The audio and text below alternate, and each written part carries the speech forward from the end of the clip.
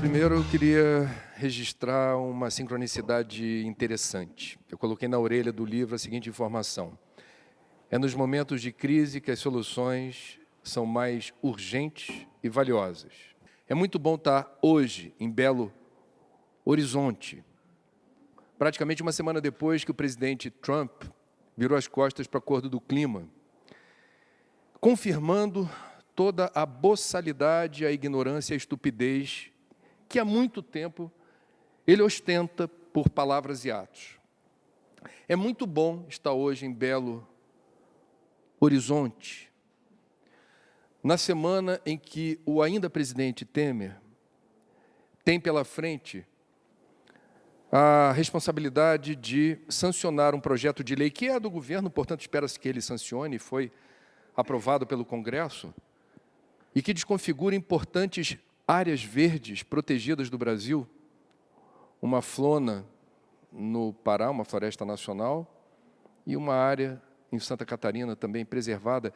Portanto, é nos momentos de crise que as soluções se tornam mais urgentes e valiosas. Tem tudo a ver lançar esse livro, porque ele sinaliza um belo horizonte, num mundo que experimenta uma crise ambiental sem precedentes na história. O planeta é um só. Essa é a nossa casa comum, não tem plano B, não tem um planeta B. E a gente precisa fazer a conta de trás para frente sempre. Eu estou pensando em fazer esse projeto, eu estou pensando em fazer essa intervenção. O meio em que ele está inserido suporta, é sustentável, a conta fecha, porque se não fechar, está na hora de recusar. E a gente demonstra no livro que não é por falta de, eu diria, conhecimento, ciência e tecnologia, e não é por falta de bons exemplos que o mundo deixará de ter solução. O mundo tem jeito. O Brasil tem uma das maiores taxas de urbanização do mundo, mais que os Estados Unidos. Segundo o IBGE, aproximadamente 75% dos brasileiros vivem em cidades, isso vai aumentar. E o que é a cidade do ponto de vista da pegada ecológica, do ecological footprint? É nas cidades que se determina a desgraça ambiental do mundo, porque a demanda por alimento se concentra na cidade, a demanda por madeira, por água, matéria-prima, energia. A ideia de Belo Monte, que é o que prevalece no setor elétrico brasileiro, a cultura prevalente dos velhos e sábios engenheiros, é de que você precisa ter grandes fontes geradoras de energia, termoelétricas, hidrelétricas, etc., imensas linhas de transmissão, fazendo a conexão com as cidades, que podem usar energia à vontade.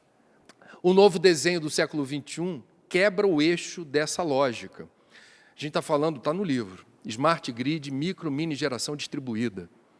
O mundo está mudando rápido. O novo desenho do setor elétrico não é abrir mão de grandes fontes geradoras, mas é você empoderar o cidadão como produtor de energia, com um sistema fotovoltaico no telhado, uma microturbina eólica. As mudanças que o mundo precisa realizar são profundas e precisam ser feitas rapidamente. Elas só vão fazer sentido se você compreender a lógica, o porquê de fazer algo diferente. Quando a gente discutiu o agrotóxico, a gente queria levantar esse problema, denunciar o absurdo de um país campeão mundial de agrotóxico, em que a Anvisa é loteada politicamente. Ano passado, o Brasil bateu o recorde de novas licenças para veneno. Nós temos uma avalanche de substâncias que não necessariamente deveriam ser usadas sob critérios técnicos mais rígidos. Nós não temos dosagem de alimento feita com honestidade intelectual e científica para dizer, como aconteceu no último levantamento da Anvisa, dando conta de que o nível de contaminação era desprezível. E o pessoal, por exemplo, da Fundação Oswaldo Cruz, entre outras organizações, questionaram frontalmente um relatório muito tranquilão da Anvisa, dizendo, pode comer o que tem no hortifruti e na Feira Livre, que o que tem lá, fizemos a dosagem, é pequenininho.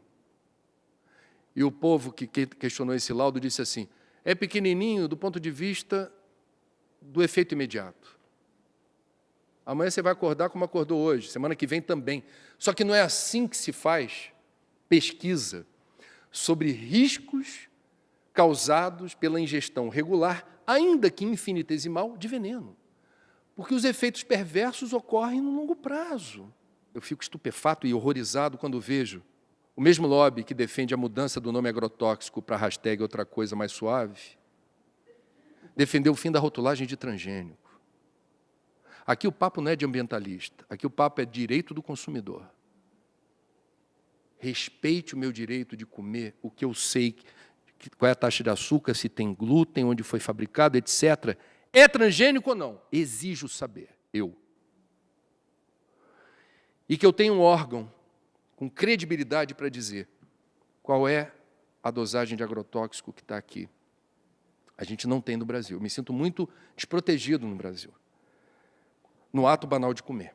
Claro que a gente tem que falar de água, e no livro a gente está dizendo: alô, camaradas brazucas, por favor, não se iludam. Não adianta ter 13% da água do mundo superficial de rio. Os países do mundo não são valorizados pela quantidade de água que possuem, mas pelo uso da água que têm. Por isso que Israel tem muito mais prestígio no mundo quando o assunto é água do que o Brasil. Por quê? Metade daquele país é deserto. Rio Jordão não dá conta do recado. Mas se tornaram referência em dessalinização da água do mar, técnicas de gotejamento na lavoura, que o Brasil se apropriou disso no Nordeste, gotejamento, pouquinha água, você nem vê, não tem aspersores, não tem pivô central, não, tem gotinhas. Eu viajo por aí, eu vejo o quê? O uso perdulário da água nas lavouras. Esse país não é apenas, como disse, campeão mundial de água doce. Esse país é campeão mundial em floresta tropical úmida, Amazônia. É o país campeão mundial de disponibilidade de solo fértil pronto para o plantio sem precisar derrubar uma nova árvore sequer. A gente tem, segundo os cientistas, que mapeiam a vida microscópica ou macroscópica, aproximadamente 25% de todas as espécies vivas catalogadas no mundo, e o mundo é grande, estão aqui, no único país do mundo com nome de árvore. Eu venho de uma cidade que tem a maior quantidade de pessoas morando em favelas ou aglomerados subnormais, que é como o IBGE chama favela, em números absolutos. 1.300.000 cariocas. Alguém haverá de dizer: está faltando o caso, o problema é moradia. É uma visão linear do problema. Qual é a visão sistêmica do problema? Não é só casa, é transporte público de massa eficiente, barato e rápido. Por quê? Porque boa parte das favelas do Rio foram soluções improvisadas de pessoas que não foram consideradas em políticas inteligentes de habitação próximo do trabalho ou se distante, com o transporte funcionando bem. Porque se eu vou pedir emprego e moro nos confins de Judas, e o meu patrão sabe que eu moro longe, ele tem pelo menos 2 motivos para não me contratar. O primeiro, vai chegar cansado, esgotado, porque tem que acordar muito cedo, e eu quero alguém chegando aqui pronto para a batalha. 2, eu vou pagar passagem. Então, o pobre deu a sua solução. Boa parte das pessoas que moram no Rio de Janeiro mora em favela porque quer morar perto do trabalho. Eu estou dando um exemplo muito grosseiro de como favela não se resolve só com casa, moradia digna. Então, enquanto tivermos uma Secretaria de Meio Ambiente, municipal e estadual, ou um Ministério do Meio Ambiente, que seja o quadradinho do pensamento sistêmico, não vai ter jeito. Portanto, qual é o desafio? Outra escola, outra universidade, outra formação de professores, outras atividades pedagógicas, e os jovens já sabem disso. Quando a gente fala da questão do clima, o IPCC hoje diz que existe pelo menos 95% de certeza, construiu-se uma convicção de que sim, as modelagens que a ciência usa para descrever cenários e determinar urgência na redução das emissões, etc., precisa ser feito porque a gente tem 95% de certeza. 95% de certeza é muito mais motivos do que vocês têm para fazer seguro de vida ou de carro. Não tem dois lados esse assunto. A Organização Mundial da Saúde estima que a gente deveria usar como régua, no planejamento urbano, pelo menos 12 metros quadrados de área verde por habitante. Algumas cidades se preocupam muito com isso. E temos o problema da sazonalidade dos planos, quer dizer, isso é um problema da política em geral. Um prefeito vem com uma determinada sensibilidade para, eu diria, ser mais cuidadoso, zelar por um perfil de cidade que vá na direção do que você está falando. Eu quero aproximar elementos da natureza das pessoas no meio de uma ilha de concreto. Aí vem outro prefeito com outra visão e desconfigura. O que é uma cidade sustentável? Primeiro, não existe nenhuma cidade sustentável, eu não conheço. Existem cidades que se esforçam mais para alcançar a utopia de um modelo sustentável de planejamento e de vivência no perímetro urbano. E quando isso acontece, quando essa cultura é prevalente, só se elege prefeito, salvo raras exceções, mas a expectativa dos eleitores é: não vai mudar isso aí, não. Isso aí tem que continuar. O que é isso aí? Uma cidade mais humana, aprazível, uma cidade mais generosa. E uma cidade que é uma extensão da minha casa. Eu quero uma cidade onde eu me sinta em casa. Nessa cidade eu não jogo lixo no chão. Nessa cidade eu consigo me sentir parte de algo maior. Sensação de pertencimento.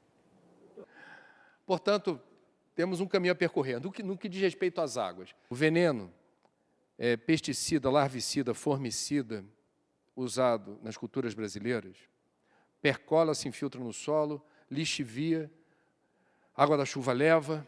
Então, nós temos um problema causado, não apenas por veneno que vai parar nas águas, mas fertilizantes, que causam um fenômeno chamado de eutrofização, multiplicação indiscriminada de micro-organismos, principalmente algas, que se nutrem do que há ali de alimento. O Brasil precisa ter agência reguladora autônoma. E a gente precisa ter a noção de que boa parte das bacias hidrográficas são interestaduais. No caso da bacia do Rio Amazonas, ela atravessa países. E a gente precisa ter essa capacidade de promover uma gestão de condomínio. Os comitês de bacia têm um pouco essa função, mas estão muito, eu diria, enfraquecidas ou são pouco relevantes aos olhos dos atuais governantes. Todos os presidentes da República, eleitos ou não até hoje, que chegaram ao poder, são analfabetos ambientais. Nenhum desses presidentes que assumiram o poder até hoje sabem dizer o que é sustentabilidade.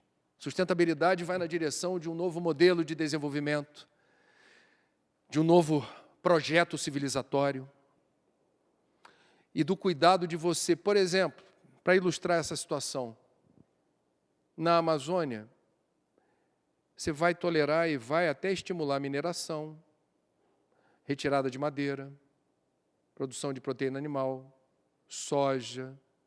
Só que você não vai fazer isso de qualquer jeito, em qualquer lugar. Você vai fazer o que está na Constituição.